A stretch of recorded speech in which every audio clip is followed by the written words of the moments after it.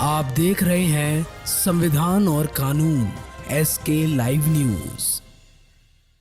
तर्क में भी सुधार होगा। ऐसा प्रतीत होता है कि कार्य के कार्यान्वयन के दौरान संबंधित अभियंताओं के द्वारा इस नदी पर अवस्थित पुल पुलिया को सुरक्षित रखे जाने हेतु एहतियातन कदम नहीं उठाया गया तथा समुचित तकनीकी पर्यवेक्षण नहीं किया गया। साथ ही कार्यकारी संवेदक के स्तर से भी लापरवाही बरती गई। यह भी प्रतीत होता है कि संरचनाओं के पियर एवं एबटमेंट के समीप तकनीकी रूप से संतुष्ट होने के उपरांत ही खुदाई किया जाना चाहिए था, जो नहीं किया गया, जिसके लिए कार्यान्वयन से संबंधित अभियंता प्रथम दृष्टया दोषी प्रतीत होते हैं। इन पुल पुलियों के क्षतिग्रस्त होने के मामले को गंभीरता से लिया गया है तथा इसकी जांच का आदेश उड़नदस्ता संगठन को दिया गया है। उड़नदस्ता दल स्थल पर पहुंच गई है और उनके द्वारा जांच की जा रही है। कार्यान्वयन से संबंधित दोषी अभियंताओं को चिन्हित कर एवं संवेदक के विरुद्ध कड़ी कार्रवाई की जाएगी।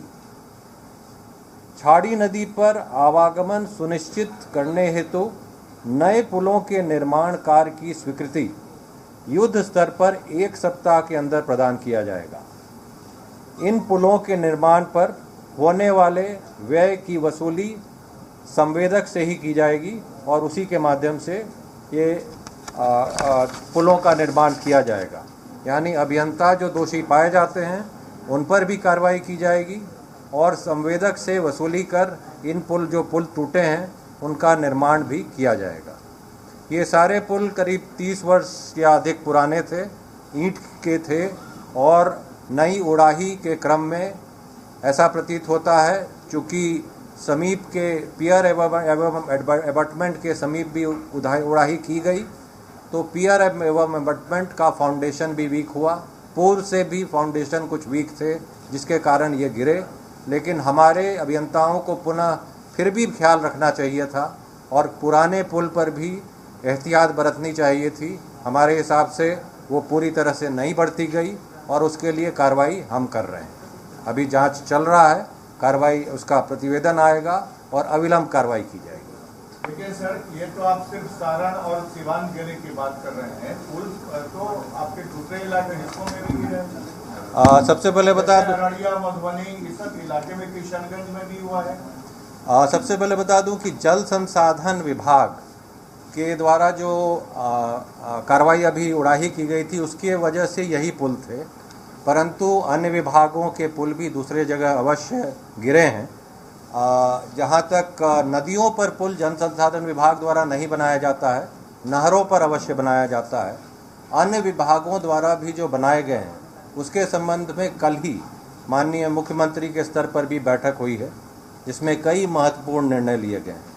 जिसमें एक तो महत्वपूर्ण निर्णय यह भी है कि 50 मीटर से कम पूर्व से निर्धारित है कि ग्रामीण कार्य विभाग द्वारा बनाया जाएगा। 50 मीटर से अधिक पुल निर्माण निगम के द्वारा इसकी कड़ाई से पालन की जाएगी। जो प्रोसेस एवं प्रोसीजर, जो प्रक्रिया है, पूरी तरह से उसका फॉलो करते हुए ही किसी का भी निर्माण किया जाएगा। यानी डिज़ाइन पर, क्वालिटी कंट्रोल पर, उसका NOC पर, सारे चीज़ पर ध्यान दिया जाएगा। यह भी निर्णय हुआ है कि हर विभाग अपनी मेंटेनेंस पॉलिसी हर पुलों के लिए, पुल पुलिया के लिए बनाएगी। पुल निर्माण निगम द्वारा पूर्व से विस्तृत मेंटेनेंस पॉलिसी निर्मित है। ग्रामीण कार्य विभाग को भी निर्देश दिया गया है कि इस तरह का मेंटेनेंस पॉलिसी बनाए। साथ ही सभी विभाग, जिस विभाग के सड़क पर कोई भी पुल बना है या पुराना ही पुल हो, उसे यह जवाबदेही दी गई है कि पुराने पुल को भी या सारे पुल का वो मेंटेनेंस का जवाबदेही लेगा।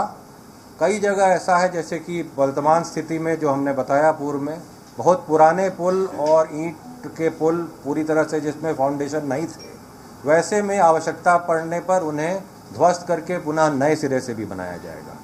और इसके अलावा यह भी निर्देश हुआ है कि जो पुराने पुल जितने हैं 30 साल से अधिक पुराने जितने हैं अगले 15 दिनों के अंदर सारे का सर्वे कर लिया जाएगा, सर्वेक्षण किया जाएगा, उनकी स्थिति पता की जाएगी और जो आवश्यकता हो उसके अनुसार कार्य किया जाएगा।